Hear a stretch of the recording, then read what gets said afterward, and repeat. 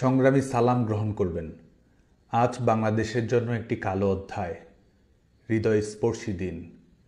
আজ গোপালগঞ্জে দখলদার ফ্যাসিস্ট সরকারের পেটোয়া বাহিনীর নির্মম তাণ্ডবে মৃত্যুবরণ করেছে দীপ্ত সাহা, রমজান আলী সহ আরও অনেকে। আহত হয়েছে শতাধিক। হাসপাতালে মৃত্যুর সঙ্গে পাঞ্জা লড়ছে অনেকে।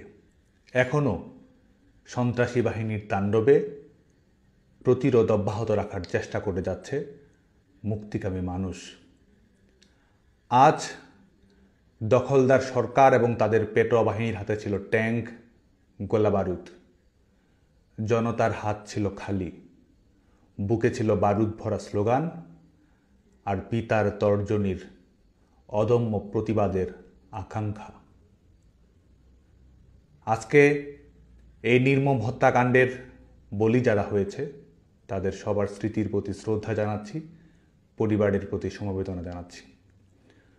প্রিয় তরুণ প্রজন্ম, আপনারা জানেন যে বিগত কয়েকদিন ধরেই গোপালগঞ্জে একটি কিংস পার্টির সফরকে কেন্দ্র করে পরিবেশ পরিস্থিতি উস্কানিমূলক, হিংসাত্মক করার অপচেষ্টা করে গেছে এই দখলদার সরকারের পেটোয়া বাহিনীর গোষ্ঠীটি। এর আগে তারা ছাত্র জনতা পুলিশকে নির্বিচারে হত্যা করে ক্ষমতার মসনদে বসেছে। ক্ষমতার মসনদে বসে হত্যাকারীদের ইন্ডেমনিটি দিয়েছে এবং গোপালগঞ্জ অভিমুখে তাদের ঘোষিত কর্মসূচির নাম পদযাত্রা থেকে হয়ে গেছে মার্চ টু গোপালগঞ্জ। তারা সদম্ভে ঘোষণা করেছে জাতির পিতা বঙ্গবন্ধু শেখ মুজিবুর রহমানের সমাধিসৌধ দুমড়ে মুচড়ে দেওয়ার। তারা ঘোষণা করেছে মুজিববাদ মুর্দাবাদ নাম করে জনগণকে মাটির সঙ্গে মিশে ফেলে দেওয়ার ঘোষণা তারাই দিয়েছে।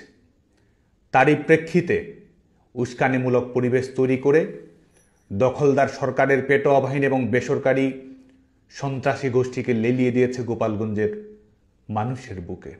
উস্কানিমূলকভাবেই তারা এই পরিস্থিতির সূচনা করেছে। তাদের আসার মূল লক্ষ্যই ছিল জুলাই আগস্টে যেমন তারা মেটিকুলাস ডিজাইনের মাধ্যমে নিজেরা হত্যা করে সেই হত্যার দায়ভার অন্যদের উপর চাপিয়ে দিয়ে কৃত্রিম পরিবেশ পরিস্থিতি তৈরি করে পেছনের দরজা দিয়ে ক্ষমতায় যাওয়ার পথ প্রশস্ত করেছিল, ঠিক তেমনি নিজেদের অবৈধ ক্ষমতার নিরাপত্তা নিশ্চিত করার জন্য আজকেও তাদের প্রয়োজন লাশ, যে লাশ তাদের কাছে কখনো আন্দোলনের কাঁচামাল, কখনো ক্ষমতায় থাকার রসদ, এবং তারই বাস্তবায়ন তার আজকে এখানে তারা ঘটিয়েছে। সেটির একটি নমুনা আজকে গোটা বাংলাদেশের মানুষ আজকে তারা দেখেছে। গোপালগঞ্জের নিরীহ মানুষ, নিষ্পাপ ছাত্র জনতা যখন শান্তিপূর্ণভাবে প্রতিবাদ করেছে, মিছিল করেছে, স্লোগান দিয়েছে, তারা জবাব দিয়েছে অস্ত্রে, গুলিতে।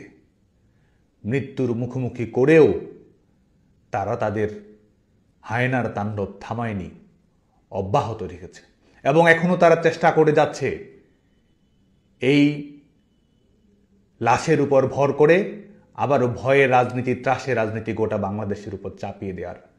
এবং এদের এই যে প্রতারণা রাজনীতি, জোচ্চুরি রাজনীতি, এটি গোটা বাংলাদেশের মানুষের কাছে উন্মোচিত হয়ে গেছে।